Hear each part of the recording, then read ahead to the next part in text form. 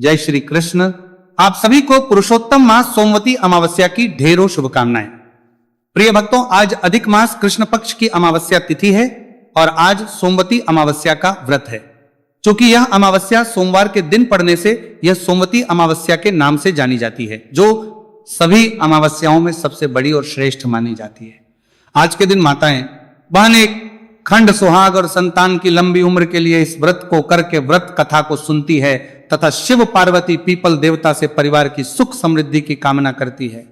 विष्णु पुराण के अनुसार अमावस्या के दिन पेड़ से फूल पत्ते नहीं तोड़ने चाहिए, इससे ब्रह्म हत्या का पाप लगता है।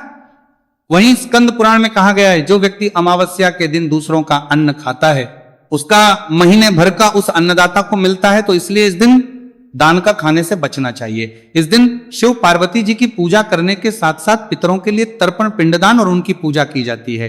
अमावस्या तिथि पितृ को समर्पित होती है, तो अमावस्या के दिन किया गया स्नान दान तर्पण सब उन तक सूक्ष्म रूप में पहुंचता है। इससे पितृ प्रसन्न होते हैं, घर में धन धान की बरकत होती है, उत्तम संतान प्राप्ति होती है। यह कोई साधारण अमावस्या नहीं है। इसके कथा महात्मा को सुन लेने मात्र से ही 1000 गौ दान करने के बराबर पुण्य फल की प्राप्ति होती है। स्कंद पुराण में कहा गया है कि इस दिन मौन रहकर स्नान करने से यज्ञ करने का फल प्राप्त होता है। शिव पार्वती जी के आशीर्वाद से थोड़े ही दिन में गरीबी दूर हो जाती है। पितृ गण ग्राम देवता सब प्रसन्न होते हैं, श्वास वृद्धि होती है, महिलाएं सदा सुहागन रहती हैं। तो प्रिय भक्तों, आज हम सुनेंगे सोमवती अमावस्या की बड़ी ही दुर्लभ संपूर्ण व्रत कथाएं। जो मनुष्य सोमवती अमावस्या का व्रत और कथा का आधे पर ही तिरस्कार करता है, वह अगले जन्म में बिच्छू छिपकली और सर्प होकर कष्टपूर्वक जीवन व्यतीत करता है, ऐसा शिव पुराण में कहा गया है। तो इसीलिए इस कथा को पूरा सुने। तथा कितने भक्तगणों ने आज सोमवती अमावस्या का व्रत किया है, कमेंट में जरूर बताइएगा। प्राचीन काल में एक नगर में एक साहूकार रहा करता था। साहूकार के 7 बेटे 7 बहू और एक बेटी थी। उसी गांव में प्रतिदिन एक साधु भिक्षा मांगने आया करते थे। जब भी साधु साहूकार की बहू से भिक्षा लेता था तो उन्हें आशीर्वाद देता कि अपने पति के कंधे राज करो, परंतु जबकि बेटी साधु को भिक्षा देती थी तो वो हमेशा उसे आशीर्वाद देते कि तुम अपने भाई भाभी के कंधे राज करो, और कहता कि बेटी सुहागन तो है पर इसके भाग में दुहागा लिखा है। यह बात सुनकर बेटी को चिंता होने लगी और उसका शरीर कमजोर होने लगा। एक दिन उसकी मां ने पूछा कि बेटी तुम इतनी कमजोर क्यों दिखाई देती हो? तब उसने बताया कि एक साधु भिक्षा मांगने आता है जो कहता है कि तुम भाई भाभी के कंधे राज करो। बेटी तो है लेकिन इसके नसीब में लिखा है। यह बात सुनकर उसकी मां ने कहा कि कल मैं सुनूंगी। अगले दिन जब साधु भिक्षा लेने आया तो उसकी मां चुप कर बैठ गई। जब बेटी भिक्षा देने लगी तो साधु ने वही बात फिर बोली। इतनी बात सुनकर उसकी मां बाहर निकल कर आई और बोली, एक तो हम आपको भिक्षा देते हैं और आप ऊपर से हमें गाली देते हैं। तब उस साधु कहा, मैं गाली नहीं देता, जो सच है वो बोलता हूं, जो इसके भाग में लिखा है वही कहता हूं। मां ने साधु से कहा कि आपको यह पता है कि इसके भाग में दुहागा लिखा है, तो यह भी बता दीजिए कि यह कैसे दूर होगा। तब साधु बोले कि 7 समुद्र पार एक सोना धोबी रहती है जो सोमवती अमावस्या का व्रत करती है। अगर वह आकर अपना फल इसे दे दे तो इसका निवारण सकता है, नहीं तो विवाह होते ही इसके पति को सर पड़स लेगा। यह बात सुनकर मां बहुत रोने लगी और उसने अपने 7 बेटों से कहा कि वह सोना धोवन की तलाश करी। तब 6 बेटों ने कहा, मां तुम कैसी बात करती हो? 7 समुद्र पार सिंघल द्वीप में सोना धोवन रहती है, वहां जाने के लिए किसको समय है? बेटों की यह बात सुनकर सोना धोबिन बहुत ही निराश हो गई। तब 7वें नंबर के सबसे छोटे बेटे ने कहा, मां तुम चिंता ना करो, मैं अपने बहन के अखंड सुहाग के लिए सोना धोवन की तलाश में जरूर जाऊंगा। अब साहूकार का छोटा बेटा अपनी बहन को साथ में लेकर सोना धोवन की तलाश में निकल पड़ा। चलते चलते रास्ते में तेज धूप पड़ने लगी तो साहूकार के बेटे और बेटी पीपल के पेड़ के नीचे बैठ गए। उस पीपल के पेड़ में एक गरुड़ पक्षी का घोंसला था जिसमें गरुड़ के छोटे छोटे बच्चे थे। साहूकारनी के बेटे को के पास एक सर्प जाता हुआ दिखाई दिया तो उसने उस गरुड़ के बच्चे को बचाने के लिए उस सांप को मारकर एक टोकरी के नीचे रख दिया। जब गरुड़ और पंखनी आए तो घोंसले के पास खून देखकर क्रोधित हो उठे और साहूकारनी के बेटे और बेटी को चोंच से मारने लगे। तब साहूकारनी का बेटा बोला कि मैंने तो तुम्हारे बच्चे की जान बचाई है, यह सर्प तुम्हारे बच्चे को डसने वाला था तो मैंने इसे मारकर गिरा दिया। गरुड़ ने सर्प की ओर देखकर कहा, तुमने हमारे बच्चे की जान बचाई है, अब तुम्हें जो मांगना है मांगो। तब साहूकार का बेटा बोला कि मुझे 7 समुद्र पार सोना धोबन के घर की ओर छोड़ाओ। गरुड़ ने साहूकार के बेटे और बेटी को अपने पीठ पर बैठाकर 7 समुद्र पार सोना धोबन के घर छोड़ आया। वहां जाकर भाई और बहन ने सोचा कि सोना धोबन कैसे राजी किया जाए। सोना धोबन के 7 बेटे बहू थे, उनके साथ तो बहुएं काम को लेकर रोज लड़ाई करती थी और काम भी नहीं करती थी। एक रात को जब सब सो जाते हैं तब साहूकारनी की बेटी सोना धोबन के घर आती और घर का सारा काम करती, गायों को नहलाती, घर की सफाई करती, रसोई का काम करती, चौका बर्तन करती, आटा पीसती, कपड़े धोती, पानी भरती और दिन होने से पहले चली जाती। बहुए कि ये सारा काम कौन करता है, लेकिन कभी एक दूसरे से पूछती नहीं कि ये सब काम कौन करता है। एक दिन सोना धोबन ने कहा कि तुम सब आजकल लड़की नहीं हो, काम भी ठीक से कर रही हो। तो बहू ने कहा सासू जी काम तो हमें ही करना पड़ता है, चाहे हम लड़कर करें या राजी से करें, इसलिए लड़ने का क्या फायदा। सोना धोबन ने सोचा कि आज देखा जाए कि कौन सी बहू काम करती है, और वह रात को ही नहीं। उसने देखा कि रात को एक स्त्री आई और पूरा काम करके जाने लगी। तो सोना धोबन ने बोला कि तुम कौन हो और तुम्हें ऐसी क्या जरूरत है जो तुम मेरी चाकरी कर रही हो। साहूकारनी की बेटी ने कहा कि जरूरत है माँ जी, तभी तो इतना काम कर रही हूं। सोना धोबन ने पूछा कि तुम्हें क्या चाहिए बेटी। साहूकारनी की बेटी बोली कि पहले मुझे वचन दो तब बताऊंगी। सोना धोबन ने देकर कहा अब बताइए। साहूकारनी की बेटी बोली कि मेरे भाग्य में दुहागा लिखा है, इसलिए आप चलकर मुझे सुहाग दे दें और सोमवती करें। सोना धोबन अपने बेटे बहू से बोली कि मैं तो साहूकारनी के यहां जा रही हूं, यदि पीछे से तुम्हारे पिताजी खत्म हो जाए तो तेल घी के कूक में डालकर छोड़ देना। फिर तीनों जन साहूकार के घर चली आती हैं। साहूकार की बेटी का ब्याह होने लगा। दूल्हा फेरू में बैठ गया। सोना धोबन ने दूल्हे के घुड़ने के पास कच्चा करवा रखा, उसने दूध डाला, तात कतार लेकर बैठ गए। थोड़ी देर बाद सांप दूल्हे को डसने के लिए आया। सोना धोबन ने करवा आगे रखा और तार से बांध दिया, लेकिन दूल्हा डर के मारे मर गया। तब सोना धोबन ने टीके से रोली निकाली, मांग में से सिंदूर निकाला, आंख में से काजल निकाला और नाखून से मेहंदी निकालकर छोटी उंगली से छींटे मारे और बोली आज के दिन तक मैंने जितनी सोमवती अमावस्या की है उसका फल तो साहूकार की बेटी को ही लग जाए, और आगे जो मैं सोमवती अमावस्या करूं वह मेरे बेटे को लग जाए। इतना कहते ही दूल्हा जीवित हो गया और सब सोमवती की जय जय बोलने लगे। सोना धोबन वापस जाने लगी। तब साहूकार बोली कि आपने मेरे दामाद को नया जीवन दान दिया है, इसलिए कुछ भी मांगो। वो बोली कि मुझे तो कुछ नहीं चाहिए, सिर्फ एक हांडी दे दो। वो हांडी लेकर चली जाती है। रास्ते में सोमवती आती है तो हांडी का 108 परिक्रमा लगाकर पीपल के पेड़ के नीचे गाड़कर घर आ जाती है। घर आकर देखती है तो उसका पति मरा हुआ तेल और घी में पड़ा हुआ है। तब वो में से रोली निकालती है, मांग में से सिंदूर निकाला, आंखों में से काजल निकालती है और नाखून से मेहंदी निकालकर छोटी उंगली से छींटे मारकर बोली जो मैंने रास्ते में सोमवती अमावस्या की है उसका फल मेरे पति को लगे। इतना कहते ही उसका पति उठकर बैठ गया। घर का ज्योतिषी आया और बोला कि जजमान सोमवती अमावस्या को मेरा क्या है, जो दक्षिणा उसे दे दीजिए। सोना धोबन बोली कि मुझे तो सोमवती अमावस्या रास्ते में आई थी तो कुछ भी नहीं किया, जो कुछ भी किया वह सब पीपल के नीचे गाड़ दिया है। ज्योतिषी ब्राह्मण ने पीपल के पेड़ के नीचे जाकर खुद कर देखा तो 108 और 13 सोने के सिक्के मिले। ज्योतिषी ब्राह्मण सबको घर ले आया और बोला कि ऐसी फेरी की है और मुझे बोल दिया कि कुछ भी नहीं किया। सोना धोबन बोली यह तो तुम्हारे भाग्य से ही हुआ है, इसलिए इसे तुम ही ले जाओ। ब्राह्मण बोला कि मेरी तो इसमें चौथा हिस्सा है, बाकी आपका जिसको मन है उसे आप दे सकते हैं। अब वो ब्राह्मण पूरे नगर में बोलाया कि सब सोमवती अमावस्या का व्रत कीजिए, इससे अखंड सुहाग मिलता है, घर बार में धन दौलत की बरसात होती है, पुत्रों की लंबी उम्र होती है। ब्राह्मण की बात सुन इस प्रकार सभी गांव वाले सोमवती अमावस्या का व्रत विधि पूर्वक करने लगे। हे सोमवती अमावस्या, जैसा साहूकार के बेटी को सुहाग दिया वैसा सबको देना। सोमवती अमावस्या की कहानी कहने वाले को, सोमवती अमावस्या की कहानी सुनने वाले को, हामी भरने वाले को और उनके पूरे परिवार को देना। जय सोमवती अमावस्या बोलिए। हर हर महादेव। पितृ की आत्मा की शांति उनके आशीर्वाद के लिए सुनते हैं। यह दिव्य कथा प्राचीन काल की बात है। चमत्कारपुर में कोई सुदरत नामक धोबी रहता था। वह कपड़े धोने तथा रंगने की काम में विशेष निपुण था।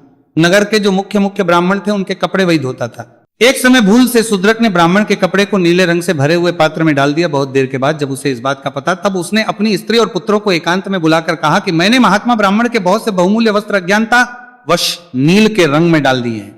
इस कारण वे ब्राह्मण लोग मुझे भीषण दंड देंगे अथवा मुझे कैद में डलवा देंगे, इसलिए हम सब लोग अन्यत्र भाग चले। ऐसा निश्चय करके वह घर की सभी आवश्यक वस्तुएं लेकर पत्नी सहित अज्ञात दिशा में जाने को तैयार हुआ। उसी समय उसकी पुत्री अपनी सहेली से, जो कि बचपन के मित्र से, दास कन्या से मिलने गई और वहां जाकर बोली, ए सखी, मेरे द्वारा जाने अनजाने में जो भी तुम्हारा अपराध हुआ हो, क्रोध अथवा ईर्ष्या में मैंने जो भी कुछ तुम्हें कहा है, तुम्हारे साथ बर्ताव किया है, वो सब क्षमा करना।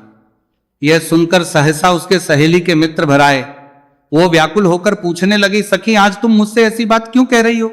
धोबी की कन्या ने कहा, हे सखी, मेरे पिताजी ने ब्राह्मण के बहुमूल्य वस्त्र नील की नाद में डाल दिए हैं। प्रातःकाल इस बात का जब ब्राह्मण को पता लगेगा तब वे उन्हें बहुत कठोर दंड देंगी। मन में यही भय लेकर पिताजी यहाँ से अन्यत्र जा रहे हैं, अतः मैं तुमसे अंतिम बार मिलने चली आई हूं और तुमसे आग्रह जाऊंगी। दास की कन्या बोली, हे सखी, यदि ऐसी बात है तो तुम कहीं ना जाओ। यहां से पूर्व उत्तर के कोने में एक जलाशय है, उसमें किसी समय मेरे पिता ने जाल डाला था। वह जाल काले केसों का बना हुआ था। जलाशय में डालते ही वह सफेद हो गया। यह देखकर मेरे पिता भी आश्चर्यचकित रह गए और जल में खड़े हुए। उनका शरीर काले रंग का था, जो उसी समय हो गया। केवल शरीर ही नहीं, उनके काले बाल भी सफेद हो गए। तब से वहां कोई नहीं जाता है, अतः उसी में तुम अपने कपड़े धुलवाओ, इससे सब काले सफेद कपड़े हो जाएंगे। उन वस्त्रों की अच्छी तरह शुद्धि हो जाएगी। इसके बाद वह धोबी की कन्या अपने पिता के पास गई और उससे बोली, पिताजी, मेरी सखी ने बताया है कि इधर समीप ही कुछ जलाशय है, उसमें डाली हुई प्रत्येक काली सफेद हो जाती है, अतः प्रातःकाल जलाशय में जाकर अपने कपड़े धो आइए, वे सब निश्चय ही सफेद हो जाएंगे। धोबी ने कहा, बेटी, यह सब कहानियों वाली बात है, ये कोई सच बात नहीं है, झूठी अफवाह है, तुम इस पर विश्वास ना करो। कन्या बोली, एक बार सब वस्त्र को लेकर चलिए तो सही, जब ये शुद्ध होंगे, काले से सफेद हो जाएंगे, तब हम ब्राह्मण देव को लौटा देंगे, यदि नहीं हुए तो हम यहां से दूर चले जाएंगे। कन्या का यह वचन सुनकर उसके भाई, बंधु तथा सेवकों ने एक स्वर ने कहा, ठीक है। फिर सब लोग रास्ते में ही जलाशय के पास रुके। दास कन्या सबसे आगे होकर राह दिखाती जा रही थी। वह जलाशय नाना प्रकार की फैली हुई लताओं से छिपा हुआ था। मल्लाह की पुत्री ने उसे दिखाया, तब धोबी ने जल ही कराना है। तब धोबी ने जलाशय के साथ में घुसकर उस वस्त्र को धोया। धोते ही वे सभी काले वस्त्र तत्क्षण उस फट्टी के समान स्वच्छ और सफेद हो गए। इससे प्रसन्न होकर धोबी ने अपनी कन्या तथा मल्लाह की पुत्री को धन्यवाद दिया और आदरपूर्वक कहा कि अब हम ये सभी वस्त्र उन श्रेष्ठ ब्राह्मण को समर्पित कर सकते। इसके बाद घर आकर धोबी बड़े हर्ष के साथ वे वस्त्र ब्राह्मण को दिए। ब्राह्मण ने वस्त्र के साथ ही धोबी के शरीर और केशव को भी श्वेत हुआ। देखकर पूछा, ये क्या अद्भुत बात दिखाई देती है, ये कैसे हुआ? तब धोबी ने सब हाल कह सुनाया। यह सुनकर ब्राह्मण भी उत्सुकता पूर्वक वहां गए। उन्होंने परीक्षा के लिए बहुत सी काली वस्तुएं डाली, पर वे सभी श्वेत रूप में परिपूर्ण हो गए। तब तरुण आत्मा पुरुषों ने भी उस जलाशय में स्नान किया। स्नान करते ही वे सब श्वेत वन के तथा तेज और संपन्न हो गए। हाँ, उनके केस भी सफेद हुए बिना न रह सके। वहां स्नान करने प्रभाव से सब लोग परम गति को प्राप्त होने लगे। तब इंद्रदेव ने उस मोक्षदायक शुक्ला तीर्थ को देखकर उसे धूल से पटवा दिया। आज भी वहां कुशा आदि उत्पन्न होते हैं, जो शुक्ला तीर्थ के प्रभाव से श्वेत होते हैं। जो मनुष्य वहां उत्पन्न हुए कुशा से श्राद्ध करता है, वह समस्त पितरों को तार देता है, और जो मानव कुशा को उखाड़कर अपने घर में लाता है तो वह सब तीर्थों का फल पाता है। उसके घर में किसी भी प्रकार की नकारात्मक शक्ति प्रवेश नहीं कर सकती और उसके घर में अन्न धन का भंडार भरता है। पूरा परिवार सुखपूर्वक जीवन व्यतीत करता है। तो बोलिए, ओम नमो भगवते वासुदेवाय नमः। प्रिय भक्तों, सोमवती अमावस्या व्रत का पूर्ण फल पाने के लिए सुनते हैं शिव जी की पावन कथा। अमरपुर नामक एक नगर में एक अत्यंत ही धनी व्यापारी रहता था। दूर दूर तक उसका व्यापार हुआ था। नगर में उस व्यापारी का सभी लोग बड़ा ही मान सम्मान करते थे। इतना सब कुछ होने पर भी वह व्यापारी अंतर्मन से बहुत ही दुखी था, क्योंकि उस व्यापारी का कोई पुत्र नहीं था। दिन रात उसे एक ही चिंता सताती रहती थी कि उसकी मृत्यु के बाद उसके इतने बड़े व्यापार और धन संपत्ति को कौन संभालेगा। पुत्र पाने की इच्छा से वो व्यापारी प्रति सोमवार भगवान शिव जी की पूजा किया करता था। सायंकाल को शिव मंदिर में जाकर भगवान शिव के सामने घी का दीपक जलाता था। एक दिन उस व्यापारी की भक्ति देखकर माता पार्वती ने भगवान शिव से कहा, हे प्रभु, यह व्यापारी आपका सच्चा भक्त है। कितने दिनों से यह सोमवार का व्रत और पूजन नियमित करता आ रहा है। हे भगवान, आप इस व्यापारी के मनोकामना अवश्य पूर्ण करें। भगवान शिव ने मुस्कुराते हुए कहा, हे देवी, इस संसार में सबको उनके कर्मों के अनुसार फल की प्राप्ति होती है। प्राणी कर्म करते हैं, उन्हें वैसा ही फल प्राप्त होता है। इसके बावजूद पार्वती जी नहीं मानी। उन्होंने आग्रह करते हुए कहा, नहीं प्राणनाथ, आपको इस व्यापारी की इच्छा पूर्ण करनी ही होगी। यह आपका अनन्य भक्त है। प्रति सोमवार आपका विधि विधान से व्रत रखता है। पूजा अर्चना करने के बाद आपको भोग लगाकर एक समय भोजन ग्रहण करता है। आपको इसे पुत्र प्राप्ति का वरदान तो देना ही। पार्वती जी का इतना आग्रह देखकर भगवान शिव जी ने कहा, हे देवी, तुम्हारे आग्रह पर मैं इस व्यापारी को पुत्र प्राप्ति का वरदान देता हूं, किंतु इसका पुत्र मात्र 16 वर्ष से अधिक जीवित नहीं रहेगा। उसी रात भगवान शिव जी ने स्वप्न में उस व्यापारी को दर्शन देकर उसे पुत्र प्राप्ति का वरदान दिया और उसके पुत्र के 16 वर्ष तक जीवित रहने की बात भी बताई। भगवान के वरदान से व्यापारी को खुशी तो हुई, लेकिन पुत्र की अल्प आयु की चिंता ने उसकी खुशी को नष्ट कर दिया। व्यापारी पहले की तरह सोमवार का विधि विधान से व्रत करता रहा। अब कुछ महीने पश्चात उसके घर अति सुंदर पुत्र उत्पन्न हुआ। पुत्र जन्म को समझारी के कर के पुत्र जन्म को समझारी के पुत्र से व्यापारी के घर में खुशियां भर गईं। बहुत धूमधाम से पुत्र जन्म का समारोह मनाया गया। व्यापारी को पुत्र जन्म की अधिक खुशी नहीं हुई, क्योंकि उसे पुत्र के अल्पायु के रहस्य का पता था। यह रहस्य घर में किसी को नहीं मालूम था। प्रिय भक्तगणों, विद्वान ब्राह्मणों ने उस पुत्र का नाम नीलकंठ रखा। जब नीलकंठ 12 वर्ष का हुआ तो शिक्षा के लिए उसे वाराणसी भेजने का निश्चय किया गया। व्यापारी ने नीलकंठ के मामा दीपचंद्र को बुलाया और कहा, नीलकंठ को शिक्षा प्राप्त करने के लिए काशी छोड़ आओ। अब नीलकंठ अपने मामा के साथ शिक्षा प्राप्त करने के लिए चल दिया। अब रास्ते में जहां भी नीलकंठ और उसके मामा रात्रि विश्राम के लिए ठहरते, वही यज्ञ करते और ब्राह्मणों को भोजन कराते थे। लंबी यात्रा के बाद नीलकंठ और दीपचंद्र एक नगर में पहुंचे। उस नगर के राजा के कन्या के विवाह की खुशी में पूरे नगर को सजाया गया था। निश्चित समय पर बारात आ गई, लेकिन वर का पिता अपने पुत्र के एक आंख से काने होने के कारण बहुत ही चिंतित था। उसे इस बात का भय सता रहा था कि राजा को इस बात का पता चलने पर कहीं वह विवाह से इनकार ना कर दे, इससे उसकी बहुत ही बदनामी होगी। वर के पिता ने नीलकंठ को जब देखा तो उसके मस्तिष्क में एक बड़ा ही विचित्र विचार आया। उसने सोचा, क्यों ना इस लड़के को दूल्हा बनाकर राजकुमारी से विवाह करा दूं, क्योंकि यह लड़का भी मेरे पुत्र के समान ही सुंदर है और कदकाठी भी बिल्कुल राजकुमार के जैसा ही है। प्रिय भक्तगणों, आगे उस वर के पिता ने सोचा, विवाह के बाद इसको ढेर सारा धन देकर विदा कर दूंगा और राजकुमारी अपने नगर ले जाऊंगा। वर के पिता ने इसी संबंध में नीलकंठ और दीपचंद्र से बात की। नीलकंठ के मामा दीपचंद्र ने धन मिलने के लालच में वर के पिता की बात स्वीकार कर ली। नीलकंठ को दूल्हे के वस्त्र पहनाकर राजकुमारी से विवाह करा दिया गया। राजा ने बहुत सा धन देकर राजकुमारी को विदा किया। अब जब वह लौट रहा था तो सच छुपा नहीं सका। उसने राजकुमारी की ओढ़नी पर लिख दिया, हे राजकुमारी चंद्रिका, तुम्हारा विवाह साथ नहीं हुआ है। मैं तो काशी में शिक्षा प्राप्त करने जा रहा हूं। अब तुम्हें जिस युवक की पत्नी बनाना होगा वह एक आंख से कान्हा है। जब राजकुमारी ने अपनी पर लिखा हुआ वह सब कुछ पढ़ा तो उसने कानेवर के साथ जाने से इनकार कर दिया। राजा ने सब बातें जानकर राजकुमारी को महल में रख लिया। उधर नीलकंठ अपने मामा दीपचंद्र के साथ वाराणसी पहुंचा। जब नीलकंठ की आयु 16 वर्ष की पूरी हुई तो उसने एक यज्ञ किया। यज्ञ की समाप्ति पर ब्राह्मणों को भोजन कराया, खूब अन्न वस्त्र दान किए। रात को नीलकंठ अपने शयन कक्ष में सो गया। शिव के वरदान के अनुसार सेना अवस्था में ही नीलकंठ के प्राण पखेरु उड़ गए। सूर्योदय पर मामा नीलकंठ को मृत देखकर रोने पीटने लगा। आसपास के लोग भी एकत्रित हो गए और बहुत ही दुख प्रकट करने लगे। मामा के विलाप करने के स्वर समीप से गुजरते हुए भगवान शिव और माता पार्वती ने भी सुना। पार्वती जी ने भगवान से कहा, हे प्राणनाथ, मुझसे इसके रोने के स्वर सहन नहीं हो रहे। आप इस व्यक्ति के कष्ट अवश्य ही दूर करिए नाथ। भगवान शिव ने पार्वती जी के साथ अदृश्य रूप में समीप जाकर देखा तो वह नीलकंठ था। तो भगवान शिव पार्वती जी से बोले, ये तो उसी का पुत्र है देवी, जिसे मैंने 16 वर्ष की आयु का वरदान दिया था। अब इसकी आयु समाप्त हो गई है।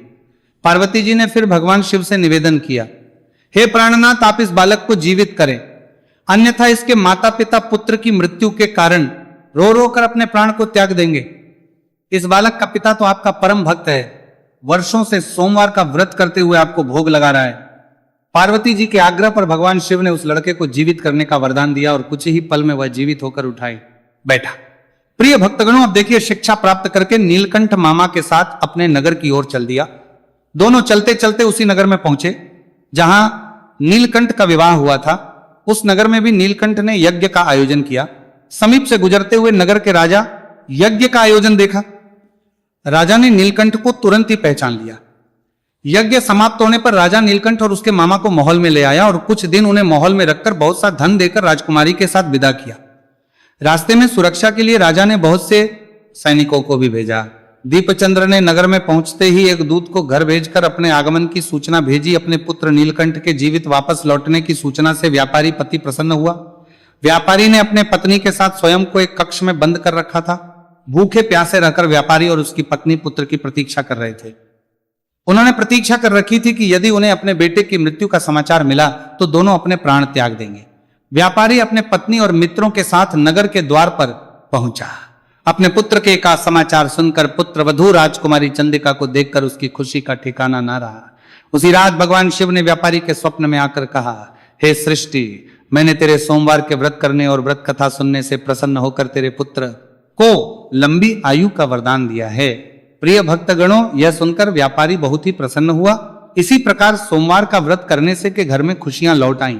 शास्त्रों में लिखा है कि जो स्त्री पुरुष सोमवार का विधिवत व्रत करके और व्रत कथा को सुनते हैं, उनकी समस्त इच्छाएं पूरी होती हैं। ओम नमः शिवाय। पार्वती पते हर हर महादेव। श्री शिवाय नमस्तु भयम।